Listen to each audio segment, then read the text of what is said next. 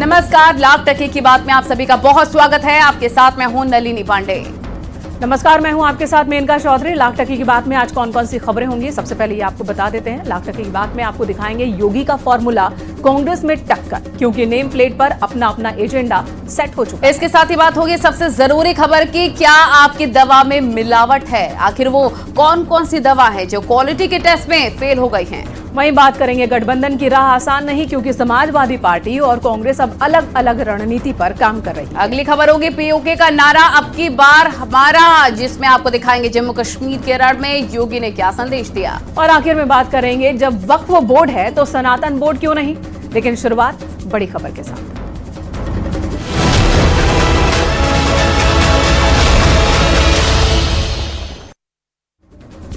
बड़ी खबर है गाजीपुर से।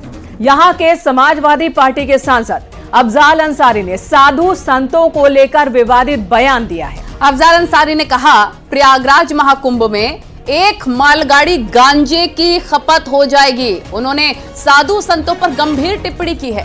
सपा सांसद ने कहा कि गांजा भगवान का प्रसाद है तो अवैध और गैर कानूनी क्यों है? गांजा अवैध है तो फिर पीने की छूट क्यों है? ये दोहरी नीति है। अफजाल अंसारी ने साथ ही कहा, साधु संत महात्मा गांजा बड़े शौक से पीते हैं। ऐसे में मेरी मांग है कि गांजा को कानून का दर्जा दे दिया जाए।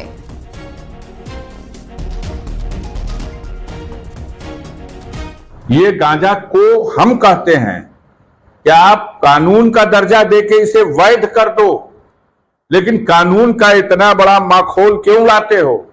लाखों करोड़ों की संख्या में गांजा पीने वाले लोग खुलेआम गांजा पीते हैं, पूरी महफिल लगा के गांजा पीते हैं, बड़े बड़े धार्मिक आयोजनों में लोग गांजा पीते हैं, उसे भगवान का प्रसाद और बूटी कह करके पीते हैं। तो भगवान का प्रसाद और बूटी है तो अवैध क्यों है भाई? ये दोहरी नीति क्यों?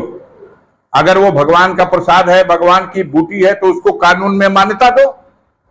कानून में अवैध और पीने के लिए छूट, भकाभक। अभी कुंभ लगने जा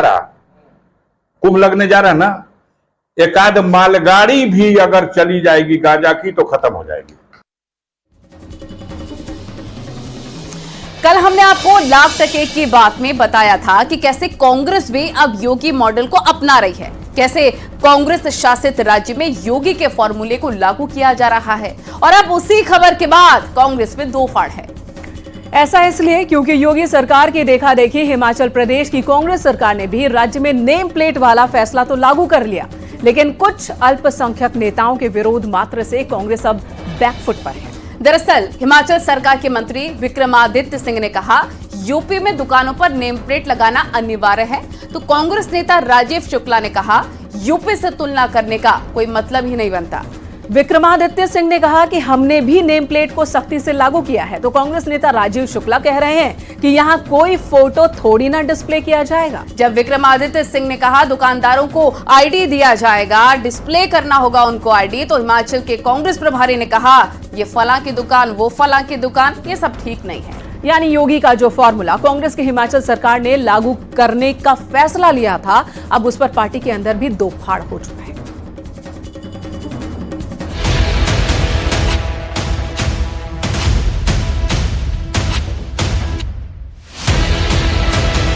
योगी सरकार की तर्ज पर हिमाचल सरकार, अगर है दुकान तो जरूरी है पहचान। नेम प्लेट पर सवाल, हिमाचल में सियासी उबाल। क्या हिमाचल सरकार को भी योगी मॉडल पसंद आ गया है? क्या दुकान और उसकी पहचान वाली स्क्रिप्ट जो यूपी सरकार में लिखी गई वो हिमाचल सरकार के मंत्री विक्रमादित्य को भी रास आ गई? ये सवाल इसलिए उठ रहे हैं क्योंकि हिमाचल प्रदेश में रेहड़ी पटरी वालों की पहचान के लिए जो नेम प्लेट वाला फैसला लिया गया, उस पर कांग्रेस के भीतर ही विरोध के सुर मुखर हो उठे। आलम यह हो गया कि अल्पसंख्यक नेताओं की नाराजगी के बीच मंत्री विक्रमादित्य सिंह को नेम प्लेट वाले फैसले पर सरकार का पक्ष क्लियर करना पड़ा। इसमें यूपी का कोई लेना देना नहीं है। हिमाचल प्रदेश एक अलग राज्य है, एक अलग प्रांत है। and we have to follow the rules which is abided by the constitution and in this particular case by the Municipal Corporation Act. मगर निश्चित तौर से क्योंकि चुनी हुई सरकार है इसलिए प्रदेश के लोगों के हितों की रक्षा करना और प्रदेश में सुरक्षा को बनाए रखना ये सरकार का दायित्व बनता है। और जो भी बाहर से आ रहा है वो भी प्रदेश के अंदर आए, मगर जैसा मैंने कहा कि जो कंसर्न्स प्रदेश के लोगों के इन रिस्पेक्ट ऑफ सिक्योरिटी है, इन रिस्पेक्ट ऑफ और कोई अगर कोई हार्मनी है उसको बनाए रखना ये भी सरकार का दायित्व बनता है। अब इस फैसले के पीछे उठे सियासी बवाल की क्रोनोलॉजी समझिए। दरअसल मंगलवार को शिमला में शहरी विकास मंत्रालय के साथ मंत्री विक्रमादित्य सिंह ने एक मीटिंग की थी। इस मीटिंग में तहबाजारी को लेकर अहम फैसले लिए गए थे। इन्हीं फैसलों में से एक फैसला ये भी था कि ढाबा, होटल और रेहड़ी वाले अपना पहचान पत्र लगाएंगे। इसी पर शहरी विकास मंत्री विक्रमादित्य सिंह ने सोशल मीडिया पर एक पोस्ट डाली थी। इस पोस्ट में यूपी के सीएम योगी आदित्यनाथ की तस्वीर के साथ खबर लगी थी। पोस्ट में कहा गया था कि स्ट्रीट वेंडिंग कमेटी की तरफ से आईडी जारी की जाएगी और सभी को अपनी आईडी और पूरी जानकारी देनी होगी। लेकिन विरोध के सुर मुखर होने के बाद पोस्ट को एडिट कर दिया गया और योगी आदित्यनाथ की फोटो को हटा दिया गया। लेकिन तब तक ये खबर हिमाचल से लेकर दिल्ली तक पहुंच चुकी थी। सवाल यही उठाए गए कि क्या योगी सरकार से प्रभावित होकर फैसला लिया गया, क्योंकि मंगलवार को ही योगी सरकार ने भी होटल, ढाबों और दुकानों पर साफ सफाई और वेरिफिकेशन को लेकर सख्त निर्देश जारी किए थे। यही वजह रही कि हिमाचल कांग्रेस प्रभारी राजीव शुक्ला इस मामले को सुलझाने में जुट गए हैं। जो विक्रमादित्य ने भी कहा है, उन्होंने ये कहा कि ताकि वहाँ पे जो है सुधार होके जो वैध रूप से हैं वही जो है वो दुकानें या रेडी वाले बैठ सकें। हिमाचल विधानसभा के अध्यक्ष ने एक कमेटी बनाई है, उस कमेटी में सब दलों के लोग लिए और कैसे रेडी वाले, पटरी वालों को कैसे बैठाया जाए, कैसे उनको जो है सुरक्षित स्थान दिया जाए, कैसे वो नियमित हों, इसके लिए लाइसेंस दिए जाएंगे। इतनी सी बात है, उसको यूपी से तुलना करने कोई मतलब ही नहीं। क्योंकि कांवड़ यात्रा के दौरान ऐसे ही फैसले का राहुल गांधी से लेकर प्रियंका गांधी तक ने विरोध किया था। अब देखिए, जो निर्णय योगी आदित्यनाथ जी की सरकार ने उत्तर प्रदेश में लिया था, restaurant, street vendors, edible items बेचने वाले लोगों के विषय में कि आइडेंटिफिकेशन दिखाना पड़ेगा, नेम बोर्ड लगाना पड़ेगा, कुछ मेंटेन करना पड़ेगा, स्टैंडर्ड्स ऑफ हाइजीन एक्सेट्रा, उसी को कांग्रेस पार्टी ने भरपेट गालियां दी। और आज वो हिमाचल की सरकार ने कहा कि इसको हम लागू करेंगे, बहुत अच्छा कदम है, कंज्यूमर के इंटरेस्ट का है, पब्लिक के इंटरेस्ट का है। विक्रमादित्य जी ने इसकी अनाउंसमेंट की। हाल ही में शिमला के संजौली में कांग्रेस को मस्जिद विवाद की चुनौती का भी सामना करना पड़ा है और अब नेम प्लेट विवाद को लेकर कांग्रेस में दो फाड़ जैसी स्थिति है। यही वजह है कि कांग्रेस को डबल गेम वाली राजनीति के आरोपों का भी सामना करना पड़ रहा है।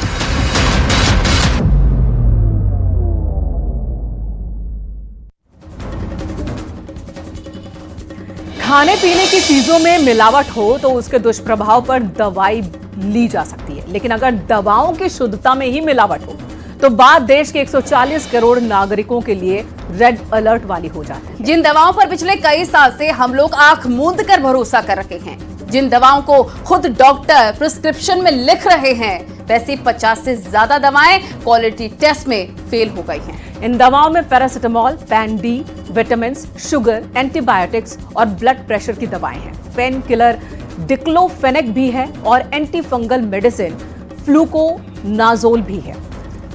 और अब इसके अलावा बैन की गई दवाओं की लिस्ट में एंजाइटी में इस्तेमाल की जाने वाली क्लोनाजेपाम, सांस की बीमारी के लिए इस्तेमाल होने वाली दवाई भी शामिल बताई जा रही है। तो कौन कौन सी दवाएं लिस्ट में हैं जिनको बैन किया गया है, जो कि क्वालिटी टेस्ट में फेल हुई हैं, देखिए इस रिपोर्ट में।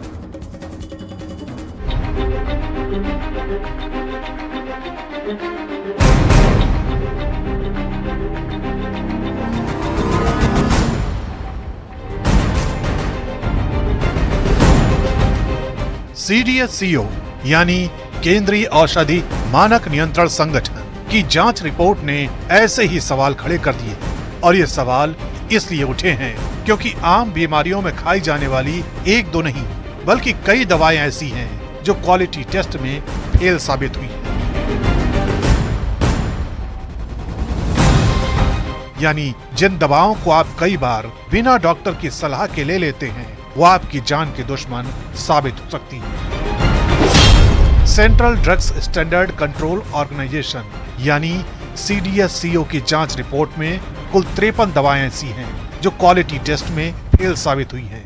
इन दवाओं में आमतौर पर बुखार में ली जाने वाली पैरासीटामोल जैसी दवाएं भी शामिल हैं। ये ऐसी दवाएं हैं जिन्हें आप BP, डायबिटीज और विटामिन के लिए लेते हैं। साथ ही दर्द दूर करने वाली दवाओं में डिक्लोफेनेक भी शामिल है।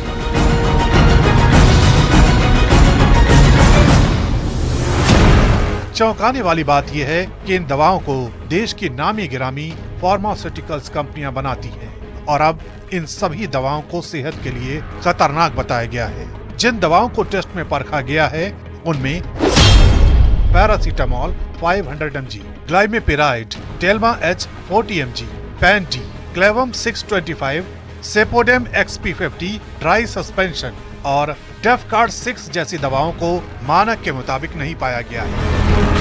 यानी इन दवाओं का सेवन घातक बीमारियों को न्योता दे सकता है। हालांकि दवा कंपनियों का दावा है कि चिन्हित बैच की दवाएं नकली हैं। यही वजह है कि बड़े स्तर पर इन दवाओं की जांच शुरू कर दी गई है और ये भी पता लगाया जा रहा है कि क्या वाकई में इन दवाओं की नकल के नाम पर नकली दवाओं को बाजार में उतारा गया है, क्योंकि सवाल सीधे सीधे लोगों की सेहत से जुड़ा है।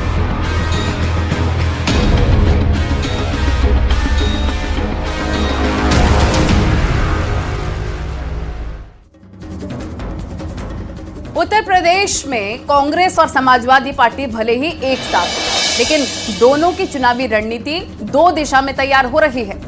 कांग्रेस संविधान सम्मान सम्मेलन के जरिए चुनावी जिलों में लोगों से संपर्क साधने की कोशिश कर रही है और हर वर्ग के मतदाताओं को पार्टी से जोड़ने की तैयारी में। और वहीं समाजवादी पार्टी बीजेपी की तरह मतदाता जोड़ो अभियान के जरिए ज्यादा से ज्यादा सदस्यों को पार्टी का हिस्सा बना रही है। दोनों दलों की चुनावी तैयारी उस वक्त हो रही है जब उपचुनाव में अभी सीट शेयरिंग के फॉर्मूले पर तनातनी। अब ऐसे में सबसे बड़ा सवाल है कि क्या सिर्फ रणनीति अलग है या फिर कुछ और मसला है। इस रिपोर्ट में देखिए।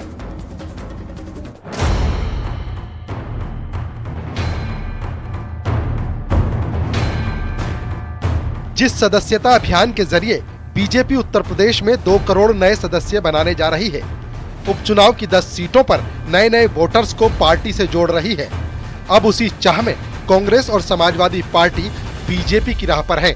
आमतौर से चुनावी बयार जब बहती है तो तमाम सियासी पार्टियां आम जनता से संपर्क करती हैं और डोर टू डोर कैंपेन करती हैं, लेकिन इस बार समाजवादी पार्टी इस चीज पर आखिर इतना ज्यादा बल क्यों दे रही है। उत्तर प्रदेश में कांग्रेस भले ही समाजवादी पार्टी के साथ गठबंधन में हो, लेकिन कांग्रेस की रणनीति 2 अलग अलग रूट पर तैयार हो रही है। पहला ये कि सभी 10 सीटों पर उपचुनाव का प्लान तैयार हो रहा है और दूसरा ये कि गठबंधन में 50-50 का फॉर्मूला लागू किया जा सके, जिसके लिए अब उपचुनाव वाली सीटों पर संविधान सम्मान सम्मेलन का आयोजन किया जा रहा है। अब आने वाली 29 तारीख से कांग्रेस इन सभी 10 सीटों पर संविधान सम्मान सम्मेलन का आयोजन करना चाहती है। दरअसल कांग्रेस ये चाहती है कि बीते चुनाव में जिन 5 सीटों पर समाजवादी पार्टी की हार हुई थी, सपा नहीं जीत सकी थी, वो सभी 5 सीटें कांग्रेस को दी जाए और कांग्रेस उस पर चुनाव लड़े, जिसका प्रस्ताव कांग्रेस प्रदेश अध्यक्ष ने शीर्ष कमान को भेज भी दिया है। यूपी में कांग्रेस का सम्मान सम्मेलन इसलिए भी चर्चा में है क्योंकि इस बार समाजवादी पार्टी और कांग्रेस उपचुनाव की तैयारी अलग अलग कर रही है। कांग्रेस का प्लान है संविधान सम्मान सम्मेलन, तो समाजवादी पार्टी मतदाता जोड़ो अभियान को आगे बढ़ा रही है। कांग्रेस में यूपी के बड़े नेताओं को जिम्मेदारी दी गई है, तो समाजवादी पार्टी बूथ मजबूत करने पर फोकस कर रही है। कांग्रेस की नजर सपा की हारी हुई सीटों पर है, तो समाजवादी पार्टी कांग्रेस को सिर्फ 2 सीट देने के मूड में है। यानी कांग्रेस और समाजवादी पार्टी की राहें भले एक हों, लेकिन रणनीति अलग अलग। सब लोग, पूरे हमारे कार्यकर्ता पूरी ताकत के साथ काम कर रहे हैं। आगामी 29 तारीख से हम संविधान सम्मेलन करने जा रहे हैं हर विधानसभाओं में, 10 विधानसभा में। फूलपुर से शुरू होगा और हम पूरी 17 तारीख तक ये चलेंगे और पूरी ताकत के साथ अपने कार्यकर्ताओं को, अपने लोगों को हम चार्ज कर रहे हैं और सामंजस्य की पूरी ताकत के साथ, सामंजस्य के साथ ये चुनाव लड़ेंगे और 10 की 10 जीतेंगे। 5 सीट का हमने प्रस्ताव दिया है। जो भाजपा और अलायंस की सीटें रही हैं वो 5 सीटें हमने मांगी हैं। बहरहाल ये तो क्लियर है कि बीजेपी की तरह कांग्रेस और समाजवादी पार्टी भी ज्यादा से ज्यादा वोटर से खुद को जोड़ना चाहती है। इसके लिए अखिलेश यादव का वोटर लिस्ट वाला मुद्दा हो या फिर कांग्रेस का संविधान बचाओ अभियान, ताकि उस वर्ग तक अपनी पैठ बनाई जा सके जो किसी भी चुनाव में निर्णायक भूमिका में है। Bureau report, news 18।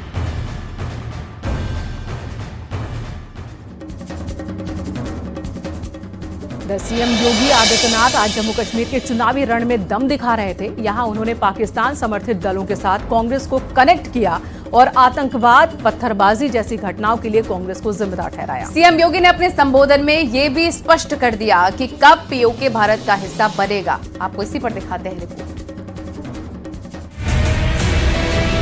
कांग्रेस हो या आतंकवाद का एक वेयर हाउस बना चुके थे। यहाँ पर पाकिस्तान हो, कांग्रेस हो या फिर कोई और विरोधी दल, ये माननी चाहिए। जम्मू कश्मीर में चुनाव प्रचार के दौरान सीएम योगी ने सबसे पहले कांग्रेस को घेरा। उन्होंने जम्मू में हिंदुत्व का झंडा बुलंद करने के साथ ही कांग्रेस को समस्या की उपाधि दे दी। उन्होंने कहा, कांग्रेस समस्या है और बीजेपी समाधान। कांग्रेस का नाम ही समस्या है और भारतीय जनता पार्टी का समाधान है। जो समस्या है उसके लिए बहाना चाहिए। कांग्रेस हमेशा बहाना बना करके देश की जनता को बेवकूफ बनाती रही है और यही कारण है देश में आतंकवाद की समस्या हो, उग्रवाद की समस्या हो, नक्सलवाद की समस्या हो, जातिवाद की समस्या हो, क्षेत्रवाद की हो, भाषावाद की हो। तो योगी आदित्यनाथ ने जम्मू कश्मीर में एक बार फिर वो मुद्दा उठा दिया जिस पर कुछ दिन पहले ही कांग्रेस चौतरफा घिर चुकी थी। उन्होंने धारा 370 का जिक्र करते हुए कहा, याद रखना, अगर जम्मू कश्मीर में बीजेपी की वापसी हुई तो पीओके जल्द ही भारत का हिस्सा होगा। शांतिपूर्ण तरीके से चुनाव और भारतीय जनता पार्टी की यहां पर वापसी, याद रखना, पाक अधिकृत कश्मीर भी फिर कश्मीर का ही पार्ट होने वाला है, जम्मू कश्मीर का ही भाग होने वाला है। और यही तो हलचल है पाकिस्तान में। वे अपने लोकतंत्र को बचा नहीं पाए। उनको अपने लोकतंत्र को बचाने के लिए मशक्कत करनी पड़ रही है और मशक्कत करते करते आज पाकिस्तान इस स्थिति में पहुंच गया है कि वहां पे 1 किलो आटा के लिए भी लाले पड़ रहे हैं। और जम्मू कश्मीर का सबसे हॉट मुद्दा आतंकवाद, जिस पर भी सीएम योगी ने 2 टूक कह दिया। जब से बीजेपी सत्ता में आई है, आतंकवादी अंतिम सांस गिन रहे हैं। पत्थरबाज पूरी तरह से गायब हो चुके हैं, लेकिन कांग्रेस अभी पाकिस्तान समर्थित दलों के साथ हाथ से हाथ मिला रही है। पिछले कई वर्षों से मोदी जी के आने के बाद गृह मंत्री के रूप में माननीय अमित शाह जी के आने के बाद आतंकवाद अंतिम श्वास गिन रहा है और पत्थरबाज पूरी तरह गायब हो गए हैं। क्या कांग्रेस कश्मीर के युवाओं की कीमत पर पाकिस्तान के साथ वार्ता करके फिर से अलगाववाद को बढ़ावा देने का समर्थन करती है? यानी जम्मू के चुनाव में आतंकवाद और पाकिस्तान पर संग्राम छेड़ चुका है। निशाने पर कांग्रेस और मैदान में बीजेपी से फायर ब्रांड नेता योगी आदित्यनाथ, जिन्होंने न सिर्फ हिंदुत्व का नारा बुलंद किया बल्कि कांग्रेस के कलेजे पर चढ़कर पाकिस्तान तक पीओके वाला संदेश दे दिया। Bureau report, news 18।